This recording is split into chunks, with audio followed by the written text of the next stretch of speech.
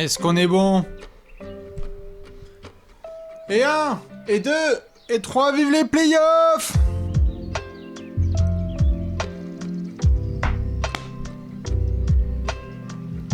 Oui! Allez, on se pose. On est bon.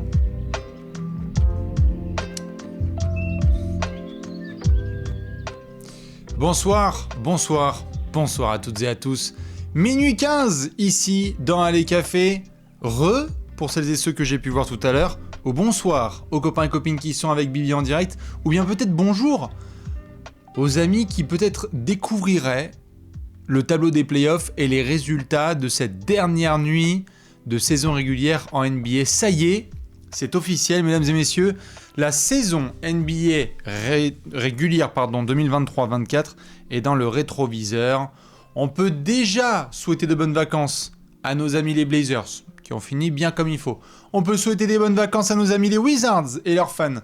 Bravo et vive Cancun pour les Hornets, dont on va reparler dans quelques minutes, les amis les Hornets, parce qu'ils nous ont bien fait kiffer sur cette soirée de NBA.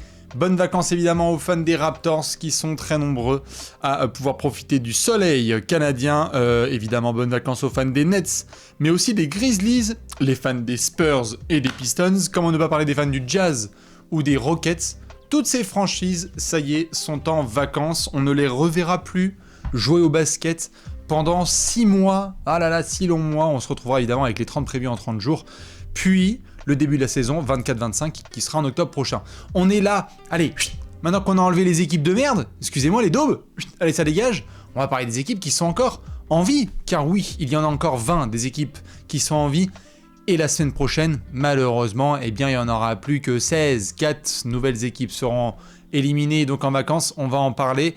Bien évidemment, on montre tout de suite pour commencer le tableau final de la conférence Est puis de la conférence Ouest. D'abord, on passe à l'Est pour vous dire donc que les Boston Celtics ont terminé logiquement premier de la conférence Est, que les Knicks ont profité d'un magnifique jeu de domino pour terminer deuxième. Est-ce que c'est une bonne ou une mauvaise nouvelle? On en débattra. Je sais que ça a déplu à certains, notamment sur les petits schémas de jeu. Ah, est-ce que c'est une si bonne nouvelle que ça d'être deuxième? Stéphane des Knicks, comment ça? Mais on aurait pu peut-être zapper une confrontation avec Philly ou Miami. Moi je dis, s'il faut aller loin, il faut passer sur le corps de tout le monde.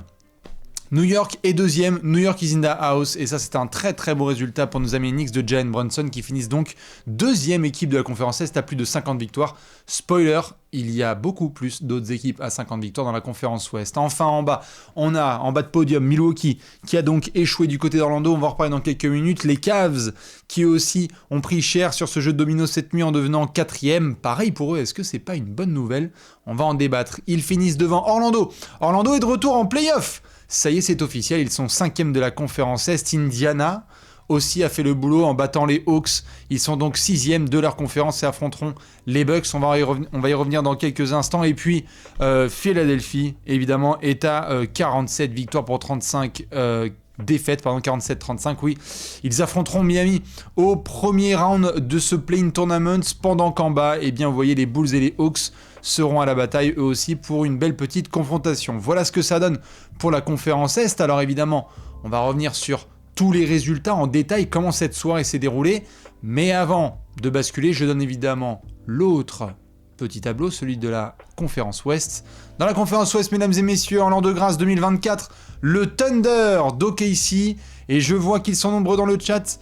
Le Thunder est numéro 1 de la conférence Ouest, c'est officiel, la deuxième plus jeune équipe de toute la NBA est numéro 1 de la conférence Ouest. Ils ont terminé le travail en éclatant les Mavs, on va en reparler. Denver qui a fait le boulot, ce sont les Wolves qui ont perdu dans ce jeu dont on parlait beaucoup, ce jeu en trio pour savoir qui allait finir en tête de la conférence Ouest. Eh bien, c'est dans l'ordre suivant, OKC, Denver puis Minnesota. Les Clippers et les Mavs connaissaient leur place en 4-5e, ils n'ont pas joué de la soirée, les titulaires étaient évidemment au repos, donc on a envoyé l'équipe Z, ce qui a mené à certains résultats. Phoenix, excellente opération de la soirée puisque les amis de Bradley Beal et de Grayson Allen sont allés s'imposer à Minnesota pour valider leur spot en playoff. Ils passent, ils font saute-mouton, j'ai envie de dire même, par-dessus nos amis les Pélicans qui sont parmi les grands perdants de cette soirée de NBA puisqu'ils ont perdu les Pels à domicile face aux Lakers.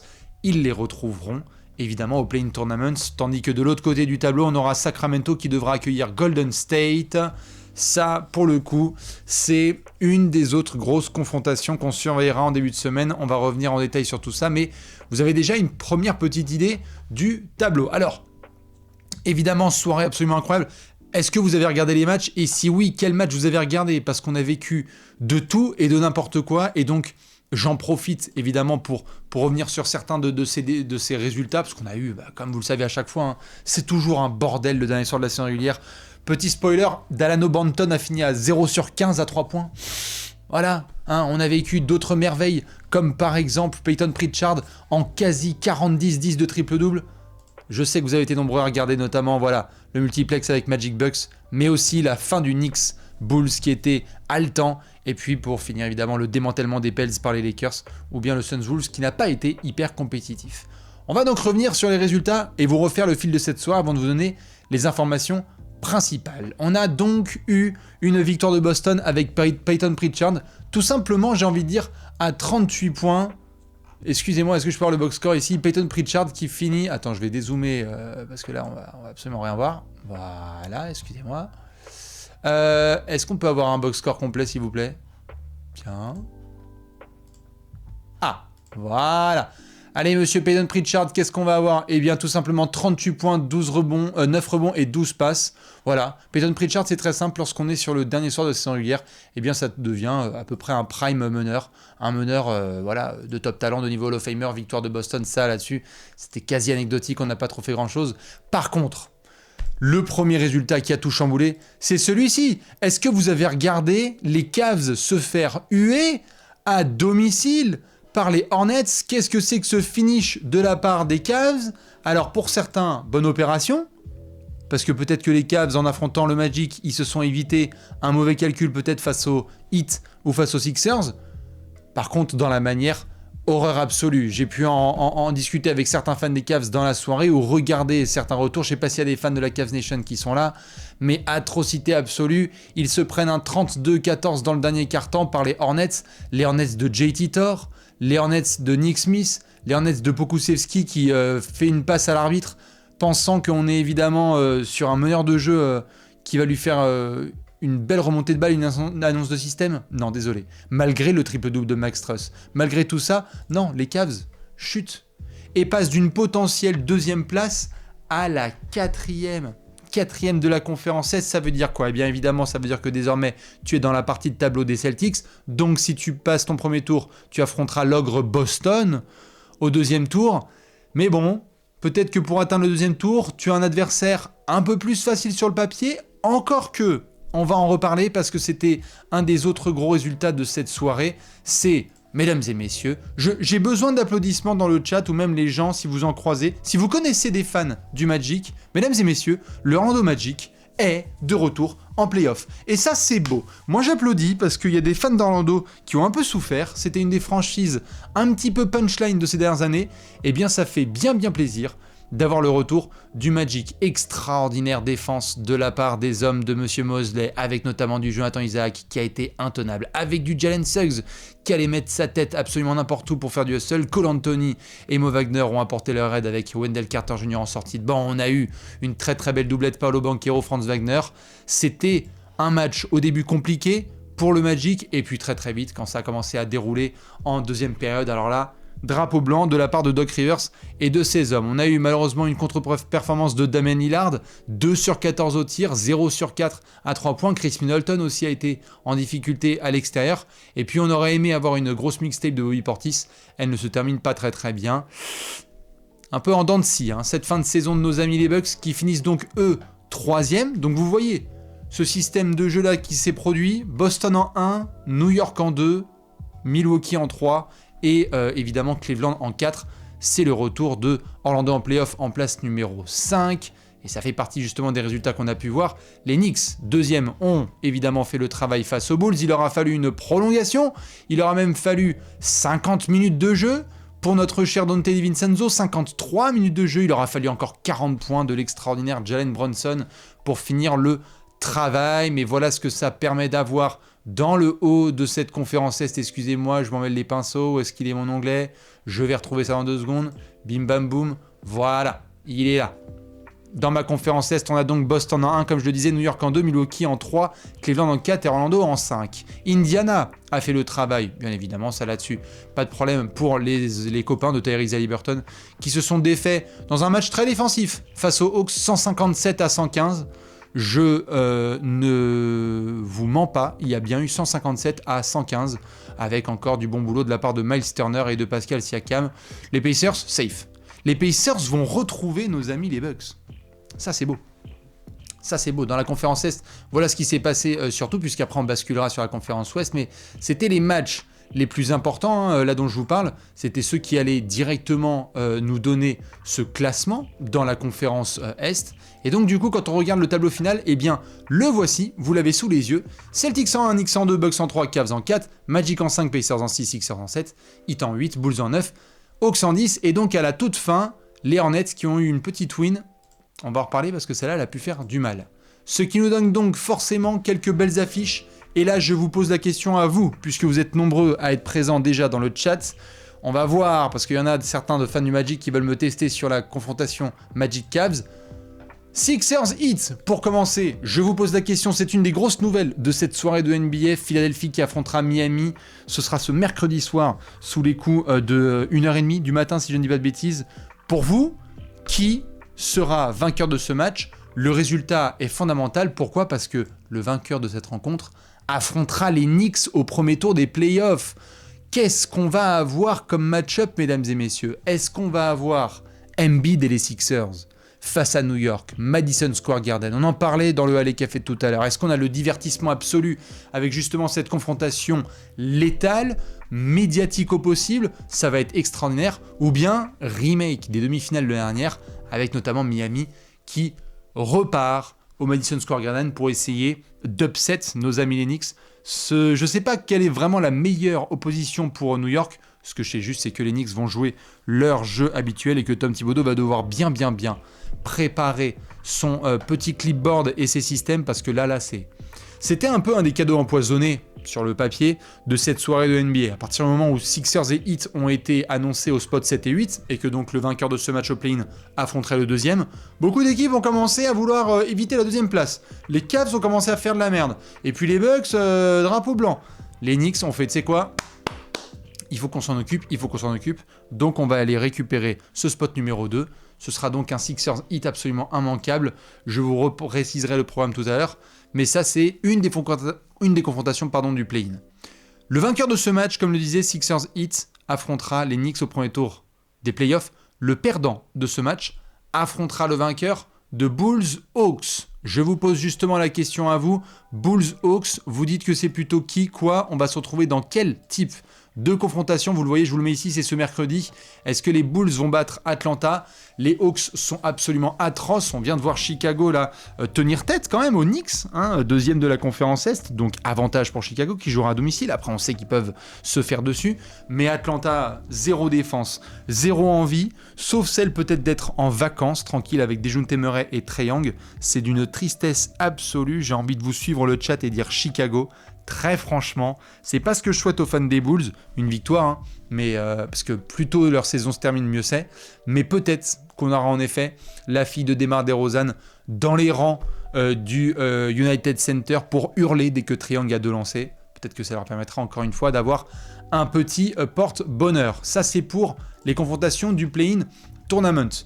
Autre match-up que je suis obligé de vous présenter maintenant pour avoir un petit peu vos réactions à chaud. On attendait de savoir qui allait affronter qui. Il y a une assurance, c'est celle-ci. Cavs Magic au premier tour des playoffs 2024. C'est pas la série la plus hype, on ne va pas se mentir. Mais alors par contre, ça va être hyper intéressant à observer d'un point de vue purement basket. Est-ce que les Cavs peuvent faire face à la défense étouffante d'Orlando? Est-ce que le Magic, qui est clairement pas le favori dans cette série, pourrait justement regarder les Cavs dans les yeux et les faire chuter? Attention, on le sait, les Cavs ont des comptes à régler. Ils se sont fait sortir très salement par les Knicks au premier tour l'année dernière. Je vois que beaucoup de gens doutent des Cavs forcément dans le chat. Orlando va régaler forcément avec sa jeunesse et sa défense. Et puis beaucoup de gens aiment justement les underdogs. On va voir ce que ça donne, mais Sur le finish, très clairement, les Cavs présentent beaucoup de doutes. Avec Alex, on en fera une preview complète, mais il va falloir rassurer du monde. Un côté Cleveland, on n'avait pas pu compter sur Donovan Mitchell, là, sur la fin de saison, sur certains matchs, dont celui de ce soir.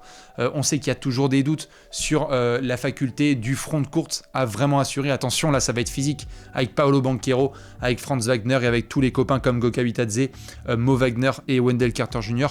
Super match-up. Moi, je sais que c'est pas très sexy pour beaucoup de gens, mais... moi, j'ai très très hâte. Voilà, play the song, mon cher catch and shoot. On va Orlando Magic, Orlando Magic. On va sortir la chanson évidemment à plein de reprises, mais il faudra aussi faire avec les jingles des Cavs parce que les Cavs vont forcément se pointer du côté d'Orlando avec l'envie de rappeler qui est l'équipe la plus expérimentée, j'ai envie de dire. Par contre, ça peut avoir des super conséquences. Si la série se passe pas très très mal, attention à ce qui va se passer pour tout, pour Donovan Mitchell, etc. Ça, c'est une des match-ups. L'autre dont j'ai besoin d'avoir vos pronostics tout de suite parce que Orlando, c'est la teuf. Et encore une fois, on les applaudit pour leur retour en play-off. Ce n'est pas la seule équipe à faire son retour en play-off après quelques années compliquées. Mesdames et messieurs, est-ce que vous aimez le sel ? Pacers, Bucks, Milwaukee contre Indiana. Retour d'Indiana en play-off. Milwaukee qui rampe jusqu'à la fin de saison. On sait que sur la saison régulière, les Pacers ont vraiment créé des embrouilles pour les Bucks. Au-delà du fait de prendre la balle de Giannis et de quasiment en venir aux mains avec la star des Bucks, on a vu aussi Damian Lillard regarder la célébration de Tyrese Haliburton qui montrait justement sa montre et qui nous a dit attention, le karma ça peut se retourner contre toi. On a eu aussi Malik Beasley qui a dit il y a quelques mois qu'il avait très très hâte de retrouver les Pacers en play-off. Qu'est-ce que vous dites ? J'ai l'impression que les gens sont sur des Bucks plutôt favorables. Ça va être la guerre. Certains disent Pacers en 7. En 5 max, attention, ça c'est plutôt pour les Bucks, j'imagine. Dame en 5. C'est assez équilibré. Évidemment, on est sur une confrontation très particulière. On en fera la preview avec Alex, mais on a une attaque de feu bouillante absolue avec les Indiana Pacers qui sont une des rares équipes encore à avoir tapé quoi, j'ai vu là. Ils ont mis 10 000 points cette saison, je crois. C'est une des 7 équipes de l'histoire à avoir mis 10 000 points. Je crois que c'est 10 000 points ou 100 000 points, je sais plus. Enfin, genre 82 matchs à 110 points, quoi. Je sais pas, faites le calcul vous-même, mais je crois qu'ils ont atteint le plateau des 10 000. C'était un record. On va voir, mais dans tous les cas, on a Rick Carlisle, l'expérience, Tyrese Haliburton, Pascal Siakam qui vient d'arriver. Ces Pacers qui sont de véritables bouchers offensifs, mais qui sont aussi capables de laisser des gros errements défensifs. Attention de l'autre côté à Giannis tout fâché, qui doit revenir vite, parce qu'il va falloir aider. Et Damian Lillard. Et Doc Rivers, évidemment, qui on le sait lorsqu'il est favori, peut avoir quelques petits doutes. Et bien justement, on surveillera ça de très très près. Giannis, en tous les cas, on le sait, vu les moyennes qu'il a eues face aux Pacers et l'envie d'en découdre avec Indiana, ça peut être une série explosive. Ce sera donc dans le tableau 3 versus 6, pendant qu'on sera ici sur le tableau 4 versus 5. Pourquoi je vous précise ça ? Eh bien tout simplement parce que le vainqueur de cette série affrontera le vainqueur de la série dans laquelle Boston joue, et puis le vainqueur de Bucks Pacers affrontera le vainqueur de la série où les Knicks se situent. À voir comment ça se passe, mais en tout cas beaucoup de hype dans cette conférence Est. Je rappelle donc, comme je le disais, que le play-in tournament sera très très intéressant à surveiller dans la conférence Est, parce que les Knicks, qui finissent deuxième, vont donc affronter le vainqueur de Sixers Heat, et puis on le sait, forcément, pour nos amis de Boston, il faudra battre le survivant du play-in au premier tour de play-off. Alors du coup, je vous pose la question, vous m'avez dit Bulls Hawks, plutôt victoire de Chicago, Sixers Heat, j'ai vu un petit peu de tout. Pour vous, qui va jouer Boston au premier tour des playoffs ? Qui sera 8e ce vendredi en sortie de play-in tournament ? Est-ce que ce seront les Sixers, le Heat, les Bulls ou les Hawks ? Allez, on enlève les Hawks puisque vous les avez sortis. Est-ce qu'on va avoir Boston-Miami au premier tour des playoffs ? Ça serait incroyable, évidemment, pour tout ce qu'on connaît avec les match-ups entre ces deux franchises. La finale de conférence passée, avec le premier 3-0 d'abord de Miami, puis 3-3 avant de l'emporter 4-3 au TD Garden. On sait aussi que sur les années précédentes, il y avait eu de la match-up entre ces deux franchises, que cette fois, Tyler Hero est de retour. Ça pourrait être une sacrée confrontation là aussi au premier tour, sachant que les Celtics nous font quand même une campagne record, 64 victoires, Peyton Pritchard en triple-double, et puis des net ratings absolument fous, furieux. Ça, c'est pour la conférence Est. Je vous remets donc une dernière fois le petit tableau récap, comme ça vous avez tout sous les yeux. Sûr et certain, au moment où on parle, et il y aura une preview dans la semaine, Cavs Magic au premier tour des playoffs, on a également Bucks Pacers au premier round, et puis les Knicks en deuxième place de l'Est qui vont attendre le vainqueur de Sixers Heat. Très très hâte de voir ce que ça va donner. Et bien évidemment Boston qui attendra de savoir quel est le survivant du play-in. Au niveau du programme télévisé pour boucler la conférence Est, regardez, c'est ce mercredi qu'on aura Sixers Heat et Bulls Hawks. On sera évidemment devant pour regarder tout ça, sous les coups de 1h du matin, ce mercredi, Sixers Heat à Philadelphie, peut-être avec le souhait justement d'affronter les Knicks, et ensuite, 2h30 plus tard, à 3h30 du matin, le petit Bulls Hawks, option, saigner des yeux, saigner du cul, saigner des oreilles. Voilà, désolé pour cette poésie, mais vraiment ça va être une atrocité de basket, et on sera là évidemment pour la regarder. On va basculer, parce que là je suis en débit libre. Y a-t-il des fans du Thunder dans ce chat? Y a-t-il des fans d'OKC dans ce replay? Si oui, c'est l'heure de flex, c'est votre moment. Mesdames et messieurs, le Thunder termine premier de la conférence Ouest pour la saison NBA 2023-24. Cette photo, elle est légendaire. Et oui, ça y est, au moment où on vous parle, la deuxième équipe la plus jeune de toute la NBA et numéro 1 de la conférence Ouest. Plus d'une dizaine d'années après leur premier seed, justement, c'était à l'époque de Kevin Durant et de Russell Westbrook, notamment avec James Harden à leur côté, eh bien, on aura à nouveau OKC en tête de la conférence Ouest. C'est absolument énorme. Alors, on va revenir sur les matchs, évidemment, de cette conférence Ouest parce qu'il y a eu un petit peu de tout. Je vous montre les résultats principaux. Qu'est-ce qu'on a eu en termes de domino? Eh bien, d'abord, on a Denver qui a fait le travail à Memphis. On ne savait pas encore s'il allait avoir tous les titulaires. Eh bien, finalement, Mike Malone a fait jouer la plupart de ses grands joueurs. Malgré les 44 points de Gigi Jackson, eh bien, on a eu quand même une victoire de Denver pour s'assurer le push au cas où quelqu'un allait chuter. Cette chute, elle est survenue dans le match entre Minnesota et Phoenix. Victoire des Suns derrière un très grand et bon Bradley Beal. Attention, Bradley Beal sur cette fin de saison avec les Lascars de l'Arizona. C'est très solide. Grayson Allen encore a été super avec les apports des vétérans. Du coup, avec la chute de Minnesota, troisième, c'est bien évidemment Denver qui en a profité avec OKC. Attention, âme sensible, s'abstenir. Score final entre OKC et Dallas, 135-86. Désolé, ce n'est pas une erreur de prononciation, il y a bien eu quasiment 60 points d'écart entre ces deux franchises. Alors là, il y en a eu 50 évidemment, mais on aurait pu monter jusqu'à 60-70. Le Thunder qui a tout simplement roulé sur la gueule des Mavs. On le savait, Dallas n'avait plus rien à jouer sur cette rencontre, et c'était même très bien si OKC gagnait et qu'eux ne faisaient pas trop de victoires. Bref, ça a permis à Omax et à d'autres garçons de faire le boulot. Donc Dallas, tranquille, Brandon Williams et compagnie ont fait des petites statistiques. C'est pas mal du tout. Dans les autres confrontations, évidemment, l'autre match très attendu, ça a été un match à sens unique. Lakers-Pélicans. On attendait ça comme un des main events de la soirée. New Orleans à domicile, on avait parlé même dans le Alley Café de tout à l'heure. Moi, je croyais beaucoup en l'expérience des Lakers. Ça n'a pas loupé.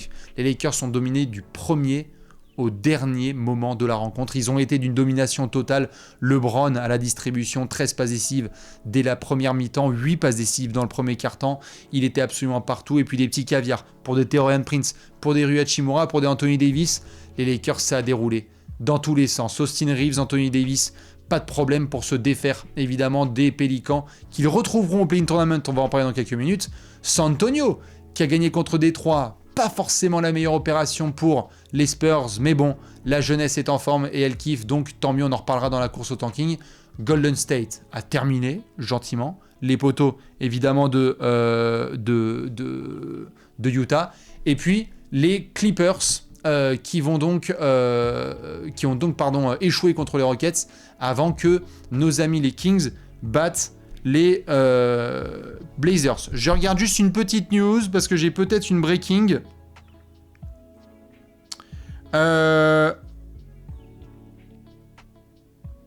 Alors, non, c'est bon.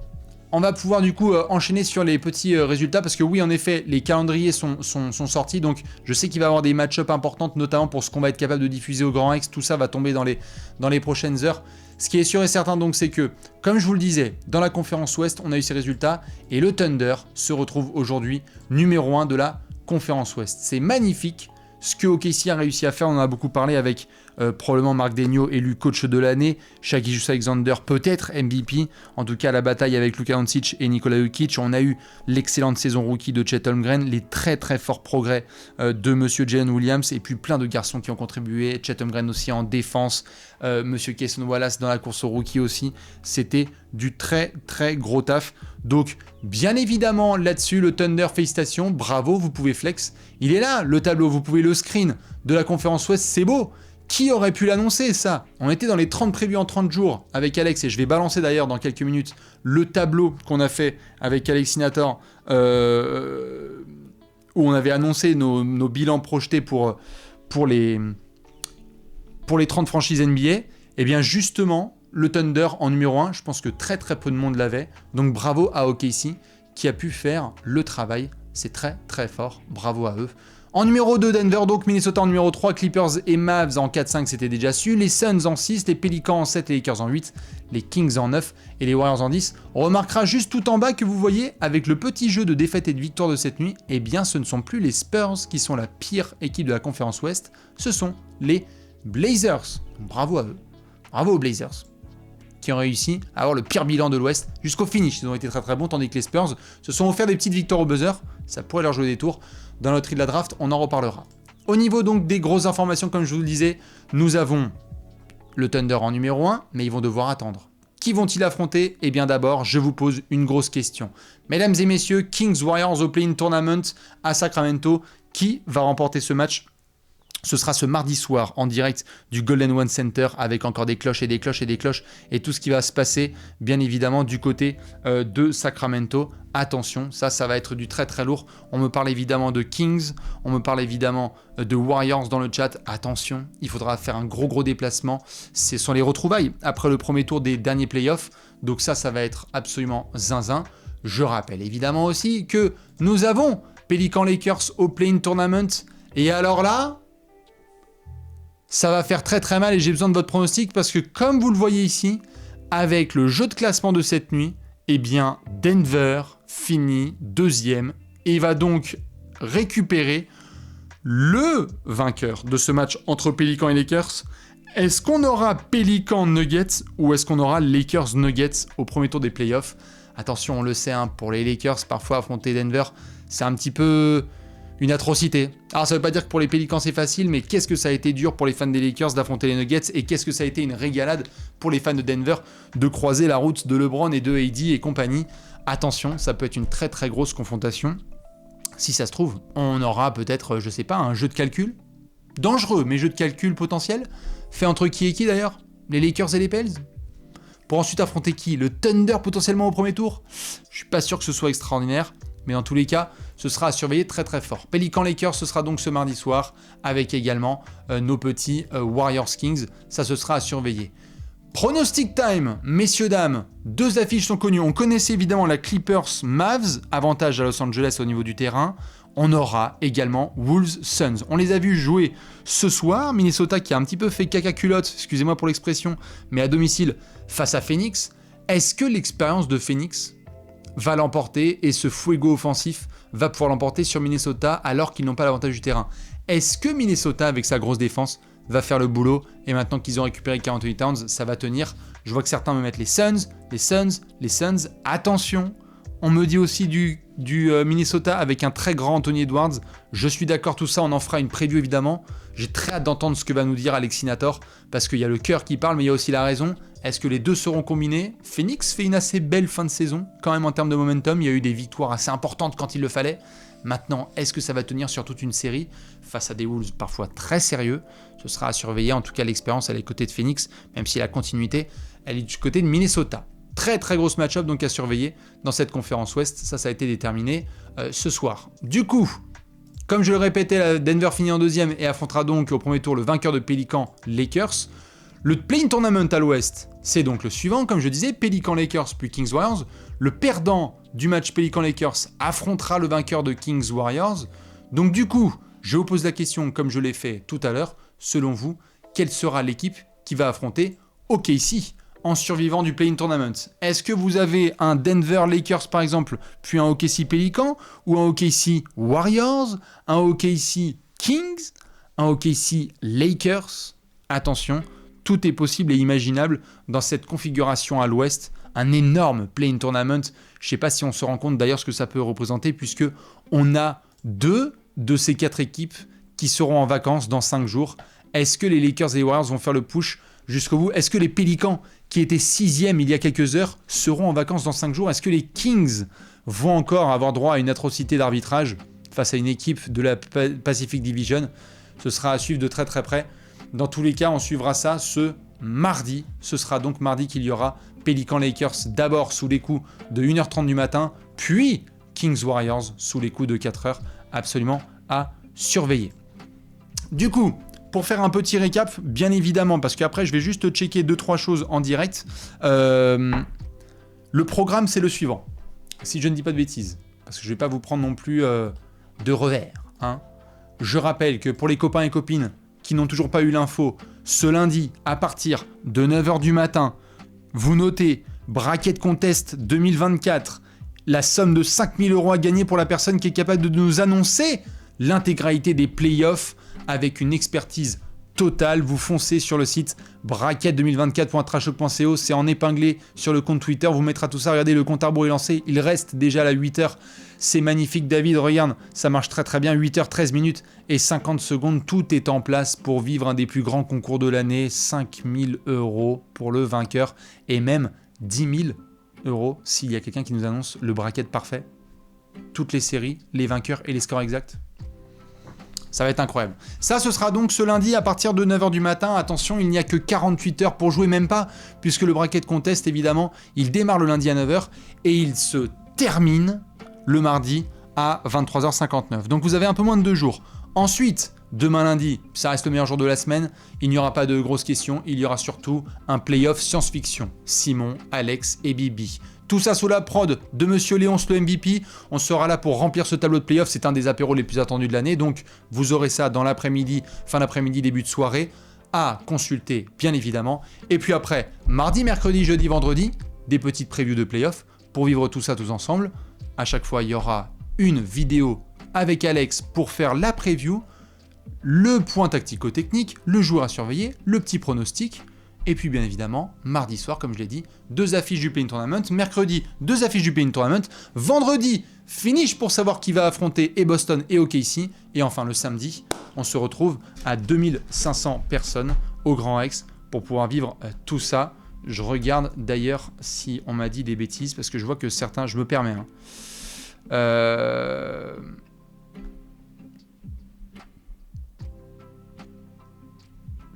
Ouais, je pense qu'on a déjà certaines affiches. On sait, je crois que les Mavs et les Clippers, ce sera le dimanche.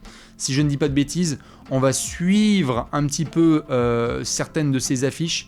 On verra s'il y a notamment peut-être du Pacers Bucks, on va voir. Je me permets de checker en direct, hein, excusez-moi. Pacers Bucks, ça va être dimanche. Est-ce qu'on va se taper un Cavs Magic ? Alors, ouais, on va avoir très probablement du Suns Wolves, du Nuggets versus quelqu'un et les Knicks. Il y a peut-être moyen qu'on ait les Knicks. Hein.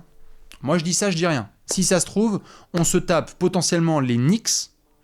Et en plus de ça, un petit Nuggets ou un Wolves, ce sera à surveiller. Si ça se trouve, en effet, on aura Orlando et les Cavs. Je vous mets peut-être ça. Attends, si je fais Clutch Points, bougez pas. Je vous mets ça en direct. Comme ça, je vous laisse pas sur le teco. Excusez-moi, hop, Clutch Point. Alors, sur les confrontations qu'on a pu avoir, voilà, je vous mets ça sous les yeux. Ce samedi, vous le voyez là, dans 6 jours, on aura donc les Knicks face à quoi ? Peut-être Sixers, peut-être Heat. Cavs, Magic, Game 1. Nuggets face à soit Pelicans, soit Lakers. Wolves face à Suns. Et puis le dimanche, on aura Boston face au 8e de l'Est. Les Bucks face aux Pacers. Le Thunder face au 8e de la conférence Ouest. Et les Clippers face aux Mavs. Ce sera à vivre bien évidemment sur vos écrans. Et puis nous le samedi au Grand Rex. Voilà donc pour les grosses infos. Moi, je vais devoir vous laisser dans quelques minutes parce qu'évidemment, il faut que j'aille récupérer. Si vous n'avez pas checké, on a fait un LA Café tout à l'heure tous ensemble et j'ai fait un petit récapitulatif de la saison rookie de Victor Wembanyama. N'hésitez pas à aller checker. puisque ça fait toujours plaisir d'avoir votre petit like ou votre petit view, ça fait toujours plaisir. Malheureusement, j'aurai pas le temps de faire un quiz, parce que là, je me suis tapé toute la soirée, et 2 allées café et préparation de demain, puisque dans 8 heures, il y a le bracket contest qui s'ouvre, donc je te cache pas que la nuit va être un petit peu courte. Par contre, ce qui est sûr et certain, c'est qu'on va se retrouver, nous, comme je l'ai dit, ce lundi, dans le playoff science-fiction, qu'il y aura plein de allées café à venir. Je le sais, vous envoyez plein de messages et je vous remercie, cœur, parce que vous êtes nombreux à vouloir des allées café. Comme j'en ai parlé la dernière fois, les allées café, il y en aura plein pendant les playoffs. C'est pour ça qu'il y a ce nouveau setup. On va vivre plein de choses ensemble, en react, en direct, en preview. Ça va être incroyable. Ça y est, on rentre enfin dans les choses sérieuses. 10 équipes NBA sont en vacances, 20 sont encore en vie, 16 seront encore présents dans une semaine. Et nous, justement, on se retrouvera samedi prochain, bien évidemment, dans les petites rangées du Grand Rex. Est-ce que je finirai pas avec un... Allez, je vais finir juste avec un petit bonus. Je vais finir avec un petit bonus parce que vous êtes chou. Je vais aller dans la preview des Nuggets. Et je vais mettre notre tableau sur lequel on avait pronostiqué les 30 bilans des franchises NBA avec Alexinator.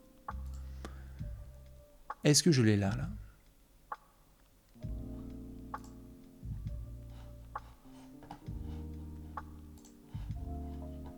Ok, je l'ai. Il est là. Ah. Alors attends, je vais essayer de couper le son et en même temps de s'assurer qu'il n'y a pas des confettis. Attends, tu crois que je vais faire comme ça là? Ouais, hop là. Alors, par rapport à la réalité, est-ce qu'on se mettrait pas la réalité à côté, tiens, pour voir si on a dit de la grosse merde. Attends, pardon. Voilà, ça c'est beau. Alors, je rappelle une règle importante. Nous sommes totalement ouverts au clash. Vous le savez depuis très longtemps. Par contre, les gens qui viennent l'ouvrir alors qu'ils n'ont même pas participé, zipette. C'est la règle numéro 1 du trash talking. Tu viens aboyer à la fin alors que t'as pas osé l'ouvrir au moment où il fallait le faire. Chut, basta, cosy, tu regardes sur le banc. Ce qui veut dire quoi? Qu'on s'est très clairement chié sur le Thunder, comme beaucoup de gens. Alex et Vivian, on les a mis 10e. C'était vraiment compliqué d'imaginer que le Thunder serait top 3 de sa conférence il y a évidemment 6 mois. Sur quoi on a eu du bon. J'ai l'impression d'avoir été pas trop mauvais sur le premier et dernier de la conférence Ouest. Merde, les Nuggets sont chiés. J'ai failli avoir Denver et les Blazers en premier et dernier. Alex avait Clippers et Spurs. J'avais Nuggets et Blazers. Nuggets, les Suns, on a totalement surcoté les Suns. On a été assez bon sur les Clippers. Moi, je les avais 3. Golden State, grosse surcote. Oh là là là là. Oh la surcote de Golden State, terrible. Oh là là, les Kings et les Grizzlies. Bon, les Grizzlies, on pouvait pas savoir, hein, évidemment, avec les blessures qu'il allait avoir. Et puis, les Kings, c'est à peu près leur bilan. Hein, c'est juste qu'ils ont été nettement moins bons. Les Wolves ont surperformé, les Mavs ont été meilleurs, le Thunder, ils ont été meilleurs, les Pels ont été meilleurs, les Rockets ont été meilleurs, le Jazz a été moins bon. Et les Spurs et Blazers ont été moins bons. Sur quoi surtout on a une différence avec Alex. Moi je les ai 8, au final les Lakers, il les a 6. Grizzlies, il les a mieux notés que moi. De toute façon, j'ai envoyé tout ça sur les réseaux. Hein. Mais dans la conférence Est, on a Boston, ça, il n'y a pas de souci. Ah, quoique, Boston, Alex était en 2, moi j'avais Boston en 1, et Milwaukee avait... Alex avait Milwaukee en 1, et moi je les avais en 2. Les Cavs en 3, et le Heat en 4. Alex avait bien jugé les Knicks, top 4. Moi je les avais chutés un petit peu, les Knicks. Les Sixers et le Heat, je pense que j'étais un peu moins bon. Alex a été bon sur la conférence Est, je trouve. Hawks, un peu moins confiant. Nets, un peu plus confiant.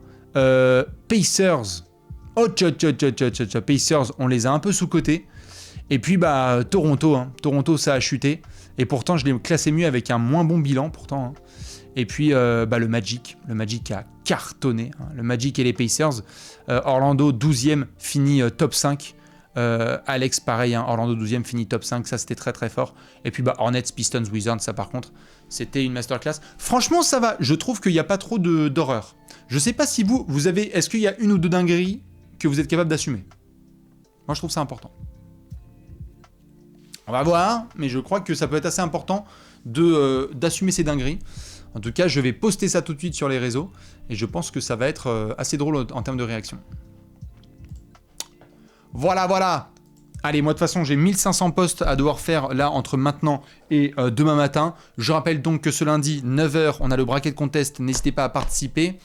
Merci évidemment à toute la rédaction qui est en train de bûcher. Si vous voulez tout savoir sur la NBA, allez lire les articles sur le site de Trash Talk, trashtalk.co. Si vous jouez à la TTFL, forcément on va basculer en mode playoff. Pas de TTFL pendant le Play-in Tournament. Moi, je vais vous laisser évidemment en musique. Et on se retrouve demain dans le petit apéro Playoff Science-Fiction. Ça y est, la saison 23-24 régulière est dans le rétroviseur. On passe officiellement en playoff. Je vous fais des gros bisous, très bonne nuit à toutes et à tous. Et à demain avec le meilleur jour de la semaine. C'est officiel, on bascule en playoff. Allez, à la prochaine, bisous, ciao.